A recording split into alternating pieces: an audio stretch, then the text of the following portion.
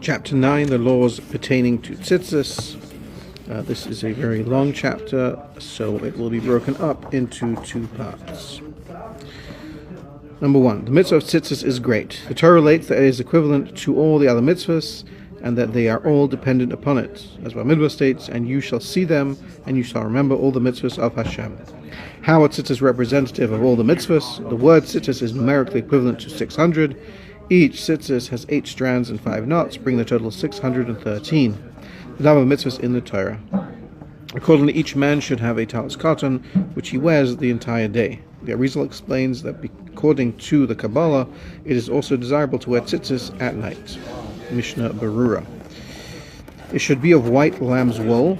There are many authorities who allow the garment of the talis cotton made of other fabrics. However, both Shulchan Aruch and Mishnah Berurah state that a Yerei Shamayim should wear a woolen talis cotton.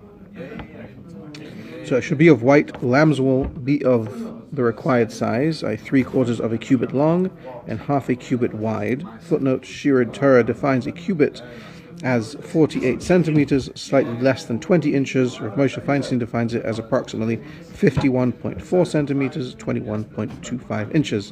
The Chazon Ish requires a larger measure, 58 centimeters, approximately 24 inches. Others say it must be a cubit by a cubit. Rav Shneur Zalman of Liadi in his Piskei Siddur and the Mishnah Berurah advised that both the front and the back portions of the talis cotton be 1 cubit by 1 cubit. The area around the hole through which the head is placed is not included in this measure. Those who make the talis cotton with the sides sewn together must be careful that at least half of both sides is open to the extent that it can be perceived by the eye. The sides should not even be joined by hooks. In addition, a person should be careful to wear a large talis with tzitzis during prayer, referred to as a talis gadol. This talis should be attractive. Similarly, all of the mitzvahs should be fulfilled as attractively as possible. As it says in Shmois, "This is my Hashem, and I will glorify him." Sages interpreted that pasuk become attractive before him through the mitzvahs.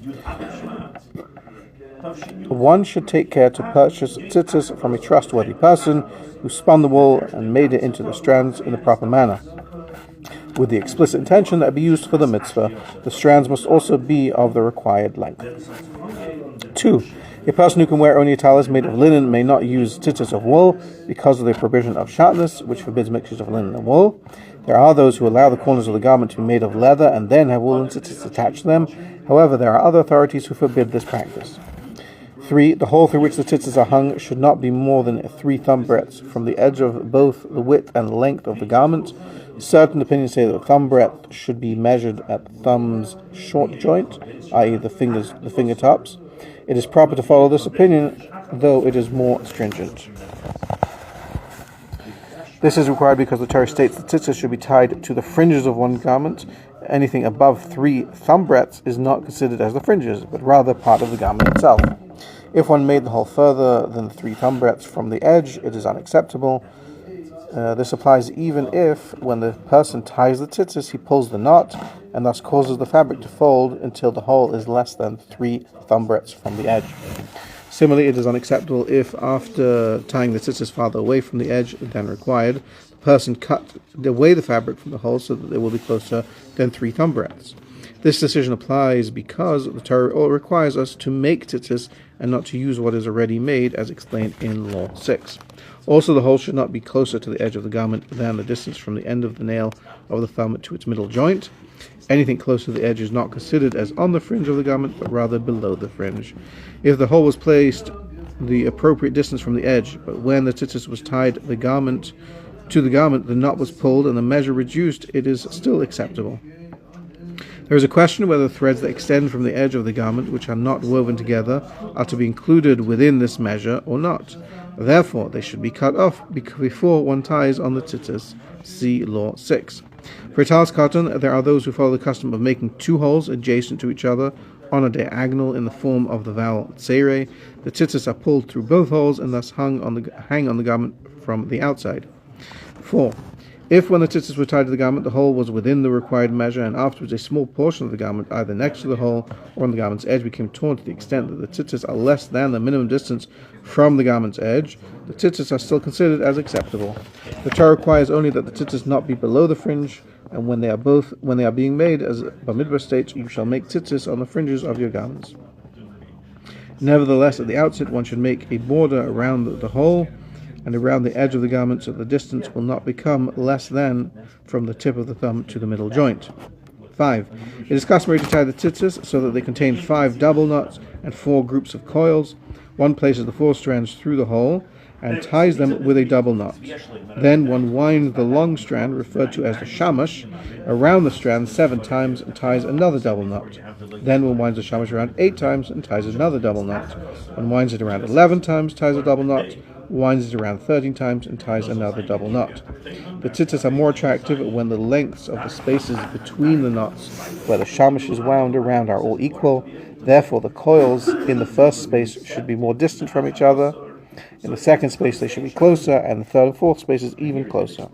A footnote here: the tzitzis are still kosher if this particular requirement is not fulfilled.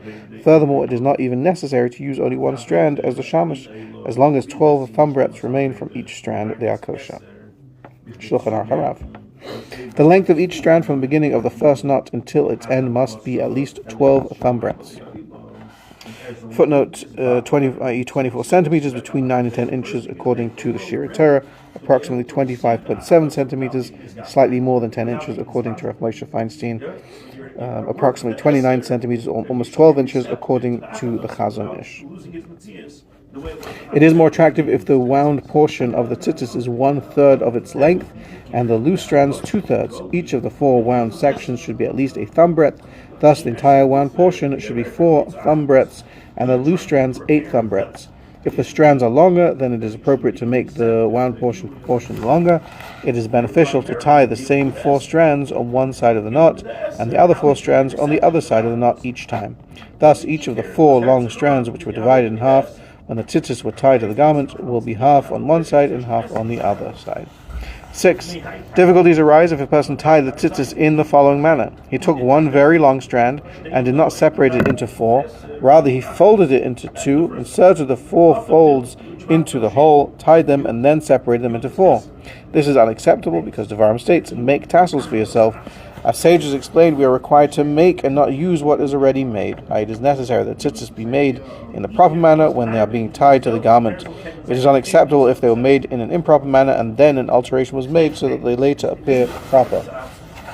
For the same reason, it is unacceptable if a tzitzis was tied in the proper manner on one garment, that garment torn without untying it, one desired to attach tzitzis to another garment. This principle also applies to attaching a tzitzis to the same garment. For example, if the tzitzis was tied correctly, the garment became torn from the whole of the tzitzis to the edge, and the tzitzis was detached. And because of the principle of make and do not use what is already made, it is unacceptable to reattach the tzitzis to their original place by sewing the garment through the strands of the tzitzis. Based on the same principle, it is unacceptable if one ties the tzitzis onto a garment while it is not required to have tzitzis, and then causes the garment to require tzitzis. For example, the majority of the sides of a garment were sewn together, and afterwards one releases some of the threads so the majority of the garment is open, and therefore requires tzitzis. Tzitzis which were tied previously are not allowed to remain.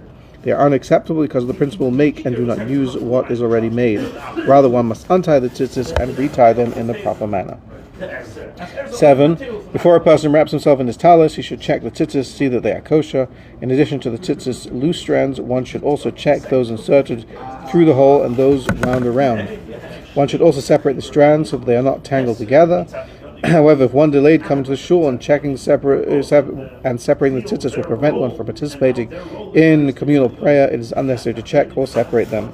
Footnote: nevertheless, it is proper at least to glance at them quickly.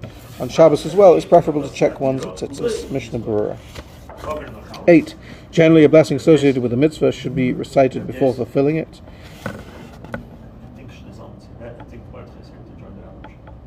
Okay. Immediately after reciting the blessing, one should fulfill the mitzvah without any interruptions. Therefore, in preparation for donning the talis, a person should hold the talis with both hands and concentrate his attention on Hashem's command to wrap oneself in the tzitzis in order to recall all his mitzvahs and fulfill them as it is written. And you shall see them and remember all the mitzvahs of Hashem. While standing, we should recite the blessing, Asher K'Shalom V'Soysav V'Tzivanu V'S'atif V'Tzitzis, the punctuation mark under the base being a pasach. Footnote here: the Mishnah Berurah and similarly the Nusach Arizal state that one should recite B'Tzitzis placing a shavah beneath the base. praising Hashem who sanctified us with his commandments and commanding us to wrap ourselves in tzitzis. He should wrap the talis around his head, cover his face until below his mouth, with the fringes going around his neck, wrapping himself as the Arabs do. Footnote, the talis should not be wrapped around one's head alone, rather it should extend at least to one's chest and reach an equivalent place on one's back. Shulchan Aruch. Remaining standing in the manner for the time it takes to walk 4 cubits. During this time, one should recite the verses beginning Ma Yakar from Tehillim. Afterwards, he may remove it from his head. It is proper to be careful not to drag the tzitzis on the ground, because this is a disgrace to the mitzvah. Therefore, one should lift them up. It is permissible to tuck them into one's belt. This will conclude part 1, and we'll continue with part 2, mitzvah number 9.